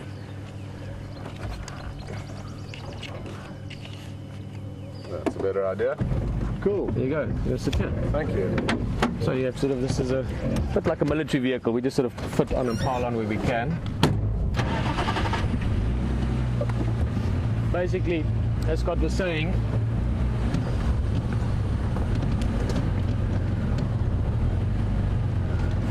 awesome. Scott was saying that the guys from Arethusa more towards the west have got some info on some leopard coming in, so we're going to get them to their vehicle quicker. We drove past it earlier. But in the meantime, you're going to have a look from sort of up above in a bit, and we'll see you back here in a few minutes again. Oh, hello everybody. Look at that incredible shot there. That's the drone commander himself in full view. Louise Pavard lurking around the backside there with Eugene. Hello, Eugene. There we go, and up they go. It's just so wonderful to be sitting out here looking at fascinating little things as the day progresses and the low-felt morning evolves all around us. Right, we're going to have a quick look at something here called an bloodworm. It's not an bloodworm, it's a bloodworm. And let's go straight across the microscope. Come and have a look here. That there is a bloodworm. Now, it's called a bloodworm because it's red and it contains, unusually for an invertebrate, some hemoglobin. Now, hemoglobin is the iron-rich substance in our own blood that makes or helps with oxygen transportation around the body. It's highly efficient. So, I mean, the bloodworm doesn't do a whole lot more than it's doing right now. But what the interesting thing is, you've just been at Buffelshoek Dam, and these bloodworms would live at the bottom of a dam like that, stagnant and kind of fairly dirty piece of water, a bit like a mosquito larvae. But because it's got that rich hemoglobin in it, it can live under the mud where other animals would suffocate. This one, because of the hemoglobin, is able to absorb oxygen from the mud where many other animals wouldn't be able to do that. And I'll just show you a picture quickly of what the adult looks like. That is the larval form. The adult is this thing here. Very short-lived, doesn't live for long at all, and probably doesn't eat a great deal. Lots and lots of the insects as adults don't in fact live for very long because they can't even feed. So, I mean, another example would be, just quickly, as we looked at him yesterday, but this hawk moth, or this emperor moth here, beautiful thing, that doesn't feed as an adult. It can hardly feed as an adult, so they're voracious caterpillars. You know how caterpillars eat and eat and eat as larvae, but they don't, when they become adults, manage to eat anything, or hardly anything, so they live for hardly any time at all. And in North America, where a lot of you are from, you get those amazing explosions of mayflies, and those mayflies also don't eat anything. They die almost immediately. Right, now you were looking at some elephant dung earlier with Scott, and of course elephant dung is a favorite of dung beetles, but a close relative of the dung beetle that we've just found is this thing here, and I think this is just too fascinating for words. That there is a piece of dung that is not elephant dung, it's hyena dung, but it's had all of the actual nutrients eaten out of it. You can see the only thing left is hair, and it's been consumed by this amazing little beetle here called a carrion or carcass beetle. And the carrion or carcass beetle is a close relative of the dung beetle. But if you look at him there like that, look at his amazing little carapace shell there. And we'll put him under the microscope for you. And one of them is moving. We'll put the less mobile one there. Now, Scott was also showing you some termites that sit. Now these beetles have suddenly become mobile. If you tap them around a little bit, they tend to stop. But B. Wilson, you were looking at dung with Scott, and an interesting question from you is to whether termite mounds form from dung. No, they don't be. Sorry, I'm just concentrating on this fellow here. I'm just going to try and calm them down a bit, and then we'll look at them under the microscope. So termites do indeed go underneath dung, but they don't form mounds. The kind of termites that go underneath the dung pile are not those mound builders. The mound builders will go and collect dung sometimes, take them back to the mound, and there the fungus that lives in the mounds will digest the dung. Those are probably harvester termites that you've got underneath there. They will sometimes build mounds underneath. Harvesters also drag underground, but it's a different kind of termite, probably even an odontotermes, also a fungus grower, which will create like a sort of mud covering underneath the dung and consume it there before moving on, or they'll take it away and drag it underground. Remember, termites very seldom have any kind of pigment in the skin, and that means that they can't be exposed to the sun, and so they have to have some kind of mud covering when they're moving. So they'll cover the dung, they'll live underneath it, or they'll cover a tree branch in a whole lot of sand and they'll crawl underneath that stuff there. Right, let's try and calm these fellows down. What these fellows do is they fold their legs up as soon as they feel like they're being threatened. They sort of play dead, and so we'll quickly get him before he realizes he's actually alive. There we go. No, he really is not playing ball, this fellow. There he is. Okay. I don't think we're going to get this guy under the microscope. He's being completely painful. There we go. There, you got him. Go. Let's have a look at him now with the microscope. We can see him moving across the table. So come and have a closer look here, and we'll show you. You can see him with the microscope. There you go. There you can see his amazing carapace and incredible detail and armor on it. This is called mobile microscope feed, everybody. It's not easy, a new skill. Well, not really a skill. He's picked up a piece of hair. All right, let's come back to me before you all get nauseous. Right, so that's the carrion beetle. And what we can do, what is less mobile, of course, is the actual carrion that he was feeding on. And this is from the dung of some kind of predator. Now, just remember, for any younger viewers, please don't do this with your hands at home. I am going to wash my hands as soon as I've finished here, and really not a good idea to be handling carnivore dung with your hands if you can avoid it. This, of course, is very old now, and there we go. You can have a look at the hairs. That's all hair. There are almost no animals, not even these carrion beetles, that are able to digest hair at all. So they would have gone in here, they would have eaten out. If you think of some dog dung, or you think of some normal hyena dung, what happens is that the dung beetles, or these carrion beetles, will go into that and eat out all the kind of liquid and nutritious parts of it that don't look anything like the hair and don't have the keratin of the hair.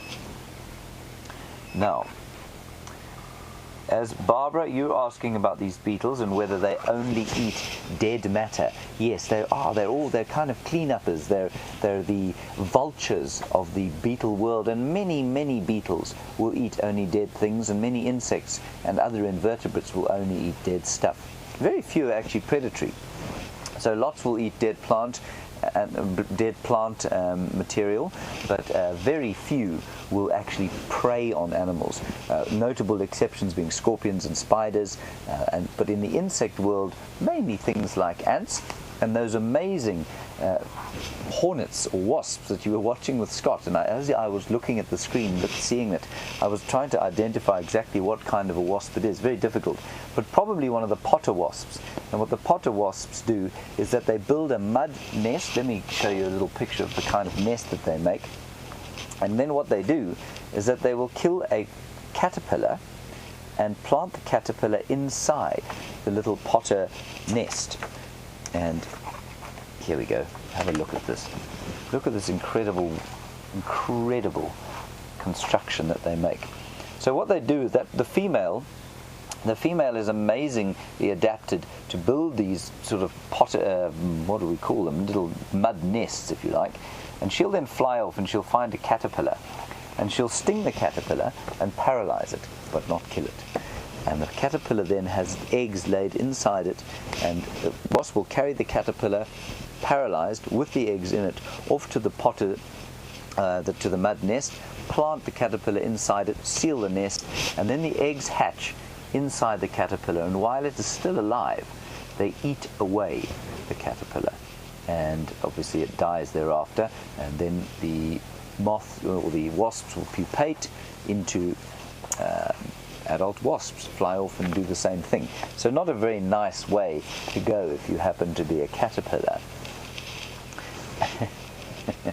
And Judy, you have obviously met Mama Z. Mama Z is the lady who looks after us in camp, and you say Mama Z is going to need some new Tupperwares. That she certainly is. We've got lots and lots of interesting things that we're finding around here on quarantine clearings. Now, if I'm not mistaken, we're going to head across to Hayden, who's driving along. He's waving his thumb, which means that he is ready to receive you. So we'll plant you back on his vehicle and we'll continue looking around quarantine clearings for other interesting things. Enjoy it, and we'll see you just now.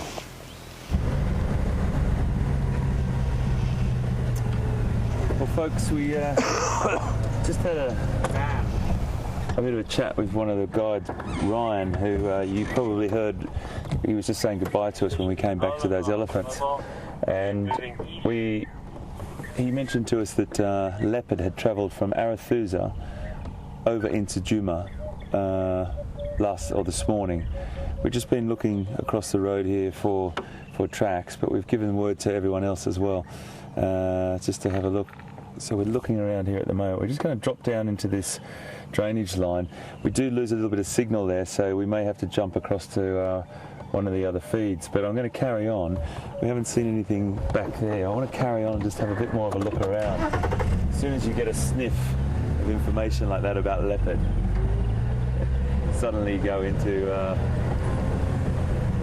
tracking, finding, looking, excitement mode. Your heart rate starts to rise a little bit.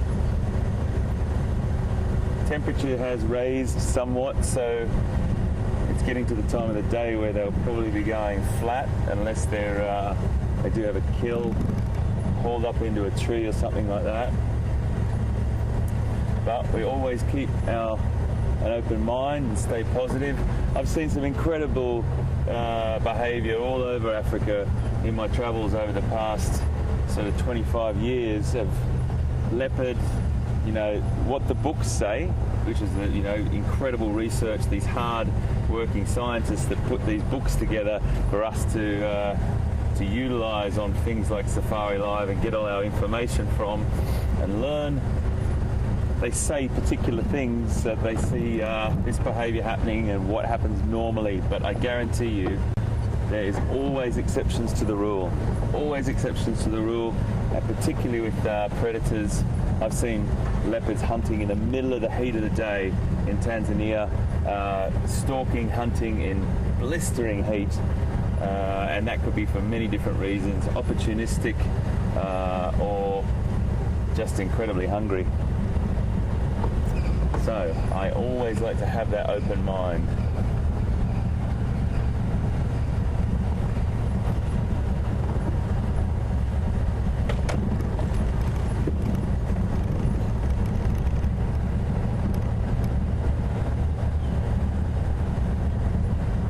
I remember in Uganda, I was there many years ago, and I had some guests with me, and we were just arrived at this place called Queen Elizabeth National Park, and a leopard encounter that I had there was just so unusual that I just have to quickly share it with you.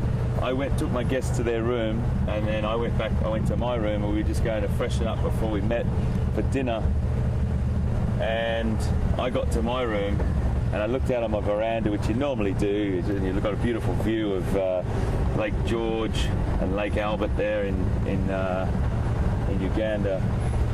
And sure enough, there was a leopard on my veranda, sitting on my veranda, looking out. And because I didn't turn the lights on and I just looked out, he couldn't see me, but there he was just sitting on my veranda. And I was just like, wow, this is the best thing on the planet. So I ran out my front door and went and got my guests, who were bathing at the time, and they both came to my room. He had shaving cream all on his face with a towel wrapped around him, and his wife was dripping wet out of the bath, and they both tiptoed into my room and saw this leopard on my veranda. Very, very funny when you think about people then arriving at their room, seeing this weird man in shaving cream and a towel, and the lady in shaving cream and a towel, and us all having a bit of a giggle coming out of the room. But it was this leopard, this incredible leopard encounter, and that's what it's all about. Beautiful stuff. Right, so we might lose a little bit of signal here, folks, so just bear with me.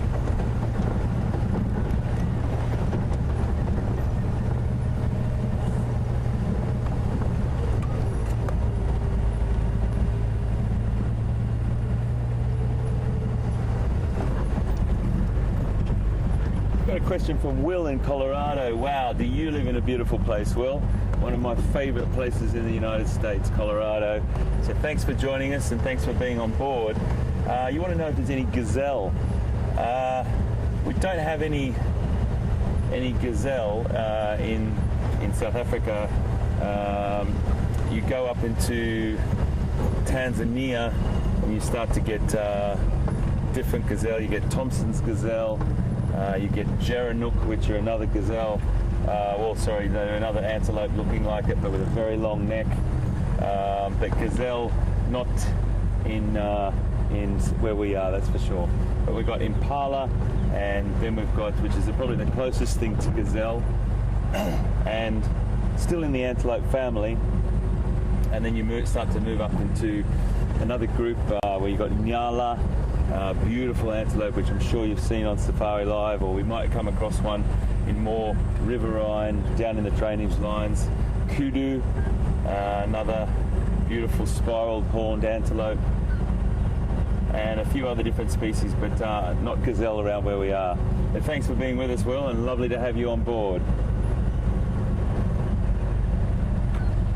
The two gazelles, that I'm talking about up there is Grant's gazelle and Thompson's gazelle.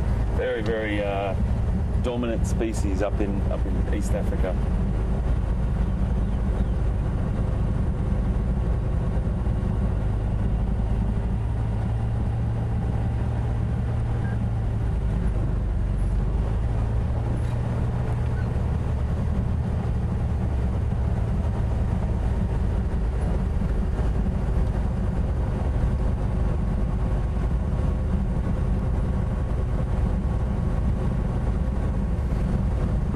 Hi John, got a great question from you on Twitter. You just want to know if there's any updates on the Nkuhumas or any of the other lines. Well, John, I don't have an Nkuhuma update, but I do know that the Birmingham boys, or the 5 males that we've had marauding this area over the last, just looking at these tracks in front of us here as well, these marauding boys, they were heard on the other side of the reserve by us last night when we closed at about 7 o'clock. And then we also heard from some people watching or listening to the Juma cam last night, or very early this morning, that there was also lions heard roaring. So there is lion activity going on around the reserve at the moment. Just want them to all come through here on Big Cat Week. Thanks for your question, John. Thanks for being on board. I'm just travelling down to Treehouse Dam now. Again, we might have a little dip in and out of signal, so we might have to crash cut to one of the other team. But I'm just driving very slowly down through here, looking at any tracks crossing the road or walking down the road. One of the great things through the rainy season is you do get fantastic tracking conditions, and you will get a rain shower at night, and the roads will have all the tracks, including the tyre marks, what we call obliterated. So it'll be a clean slate, a clean surface, and anything that you know, as soon as you know that the rain stopped or what time it stopped, gives you a great little bit of research to figure out how fresh those tracks are.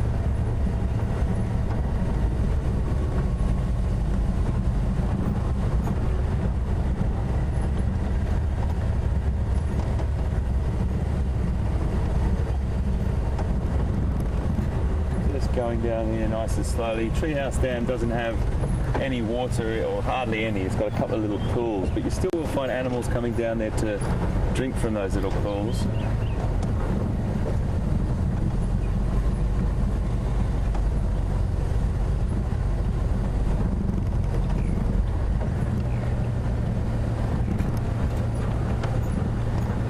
Just arriving here now. Could be very quiet, you just never know.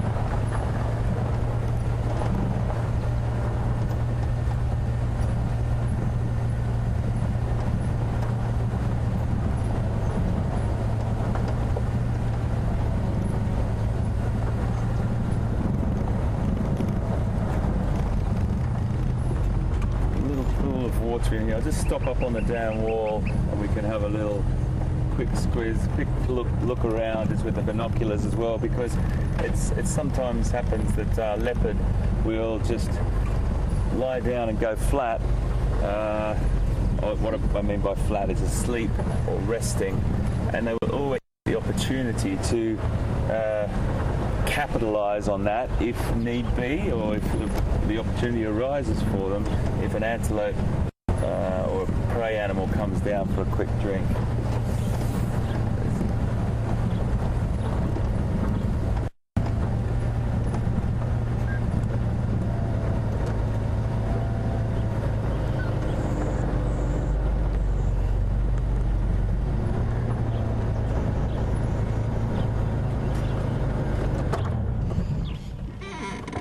Going to have a look through the binoculars, folks, as we scan around. Brian will have a look too. If you guys see anything, please let me know, because you are our eyes and ears also. Sometimes you just get lying in the cool, one of the holes or the small wallows up the back there. I've seen Kunuma, the leopard, sitting in one of those waiting to, just resting, but also at the point where he just could strike at any moment, and you might only see a tail flick up in the air, swatting a fly.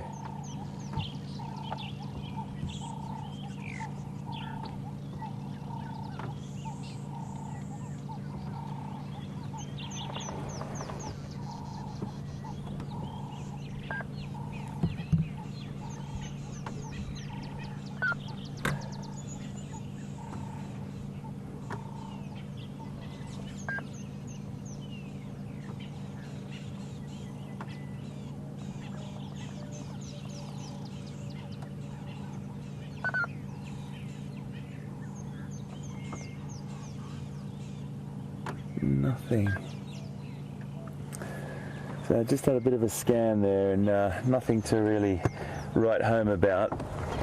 But we got a lovely comment from Maggie M. Maggie, you've been watching the drives for some time now, and Maggie, lovely to have you on board. Really great. This is the sort of feedback and information that makes our hearts sing, and this is why we do what we do. Maggie, you have created a list of everything that you've seen, every species that you've seen since you've been on these drives with us, and that's birds, reptiles, mammals, all the different invertebrates as well, and you have just hit 200 species, which, congratulations to you. Absolutely fantastic job, well done. Hopefully you've found many of those species that you've never actually had an encounter with before, but you have through Safari Live, and that definitely makes our heart sing. Thank you very much, Maggie.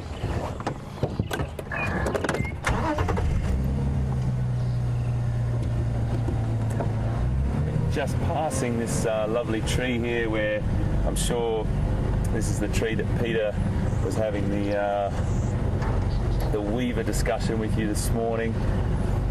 They're such characters and absolutely incredible craftsmen and women, craftsmen.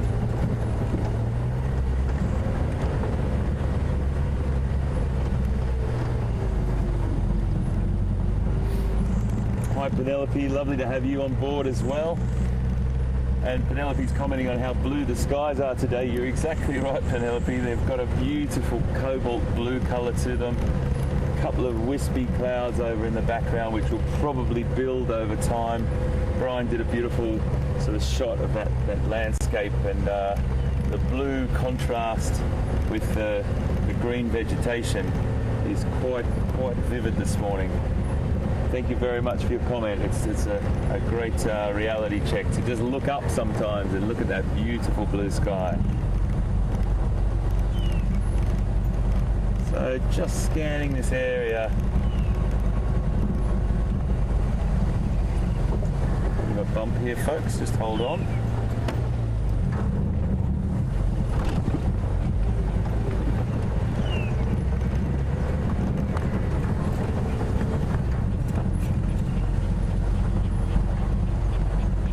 Wow, have we seen some action in this area over the last year.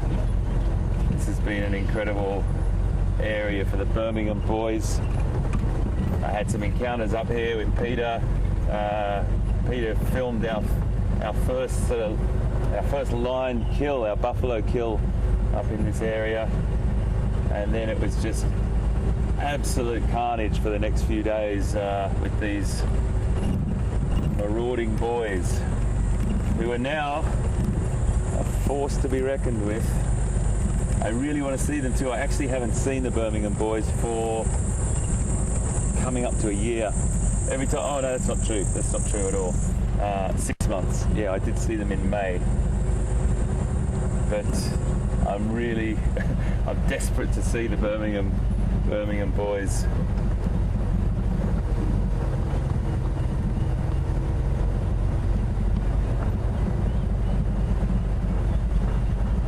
And you can just drive around a corner sometimes and see the lions lying on the road or lying to the side of the road, and they're just completely relaxed, completely chilled, just enjoying the cool of the morning. And the same with leopard, wild dog, hyena, all these top predators you can just stumble upon so easily. Let's watch the bump here.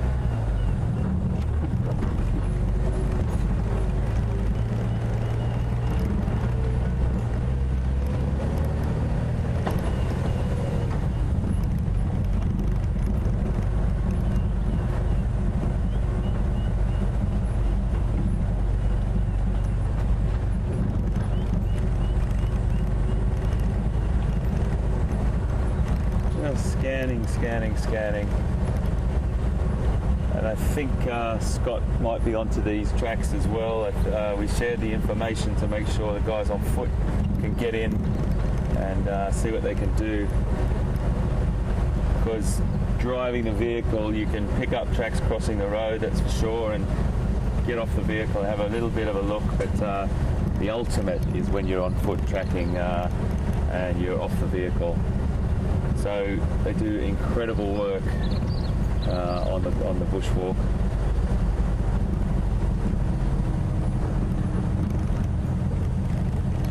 Yeah, okay.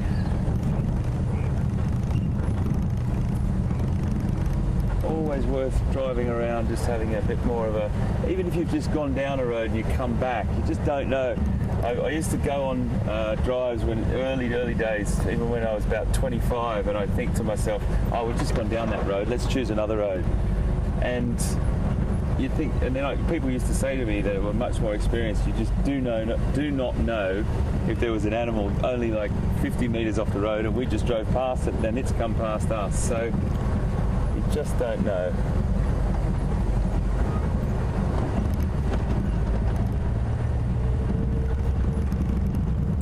Okay, so what we're going to do is carry on down this road. I'm going to cut back in again and start to just traverse or cross-section this area. And this road's quite bumpy, so let's cross over to Pieter and get an update from him. He might have more news on those leopards. We'll see you just now. Well, unfortunately, I don't have any sort of imminent news other than that we are looking for it. As Hayden was saying, always good to know where the leopards might be. And Scott is in that area as well. He's still looking for the tracks. The last I spoke to Scott a few minutes ago, he hadn't found the tracks yet.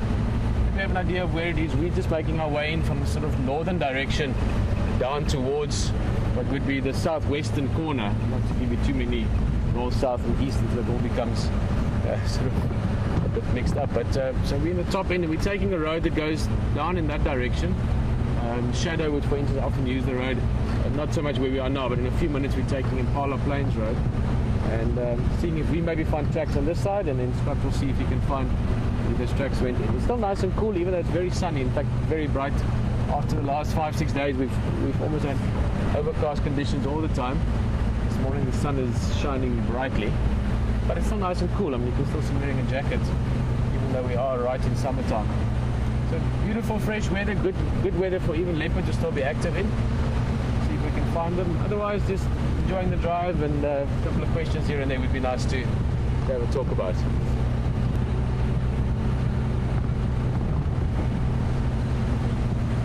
Hello Trudy, and nice to have you on drive. Let me just check.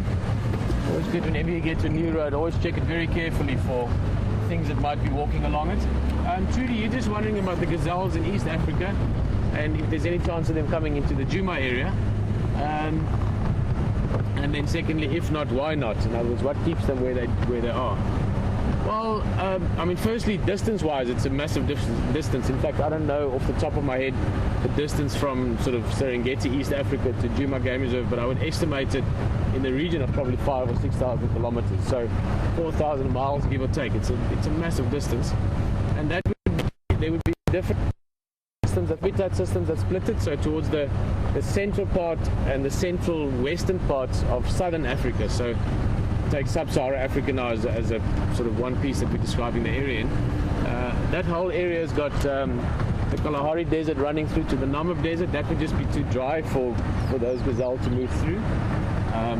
And also you have found over obviously a long period of time different species have evolved within the area. So the equivalent of gazelle would be impala in this area, and in Namibia, for instance, Botswana, would be springbok. Very similar antelope, very similar niches, but slightly different conditions, and over time they would have evolved separately to it.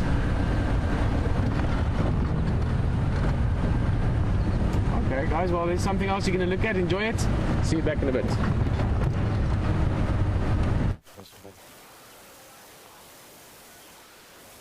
Now this is incredible stuff. We've just seen this grasshopper show some incredible strength and determination. We saw it jump directly onto this funnel web spider's web, and it miraculously has been able to power its way out of the actual funnel without the spider detecting it. So fascinating stuff. And isn't this one lucky grasshopper? And interestingly enough, there's another massive one. It's so well camouflaged. I've just seen it now. If you follow that branch up away from this small grasshopper, Jeandre, you'll probably be able to see the massive one that's just against that same branch that the grasshopper is about to climb onto. Look at that camouflage. Incredible stuff. There it is. That one will have less to worry about. And its camouflage is so perfect. And let me just point it out with my finger. Look at how well camouflaged it is. I'm just going to get it to move ever so slightly. There we go. Fascinating stuff. Very similar to a grasshopper I actually saw on my last bushwalk. Very, very well camouflaged like leaves or bark. And as I said, that one doesn't have anything to worry about. Cool, well, I'm glad the one grasshopper did get away. Sadly, we didn't get to see the spider that lives in that actual web, a funnel web spider, but if we spend enough time on foot in the bush, we will get those lucky moments. And just the fact that we saw the grasshopper jump and land in the web, Jeandre and I couldn't believe our eyes. We both like stopped and we said, well, the grasshopper's in the web, and then all of a sudden we kicked into kind of gear and started filming and got a hold of final control. Now, we are in the area of where this alleged leopard crossed into Djuma from Arathusa around Zebra Drive. Now, where Zebra Drive is just behind us. We parked the vehicle there, did a big search in that area and couldn't find any evidence of a leopard. So, we are not hugely confident that that report actually was correct. But the great news is, regardless of where we are walking around on safari, we may bump into a leopard or a lion or anything really. So we don't always need those reports. It would have been nice though to have some tracks, some clear evidence, but no sign of that. So we're just going to walk around this general area and hopefully we will be able to find something of interest. I'm sure it won't take too long to get some kind of action here. And the summer really is wonderful in that there's so much going on, especially with the smaller things, the bugs and the insects. And it sounds like James, who's in the safari tent, has found something that he'd like to show you, and that is a little spider web. So again, on the topic of small little bugs and critters, the creepy crawlies that are out and about in summer, we're going to continue enjoy the spider web. It's what an incredible shot that was of that little grasshopper disappearing. It looks like it had a narrow escape to me. I'm not sure what it was sitting in, I couldn't quite tell, but amazing that it got out of what was going to be a very nasty death. Now what we've got here, I don't know that you're going to be able to see it, but I'll describe it. It's so delicate. It's a tiny little orb web. Now the orb web spiders are a different family of spiders, and there's a very delicate orb web, and by orb I mean it's traditional kind of spiders. If you can think of the traditional spider's web, it's strung between these trees, and it radiates out from a central point over there, delicate little fine fibers out to the sides,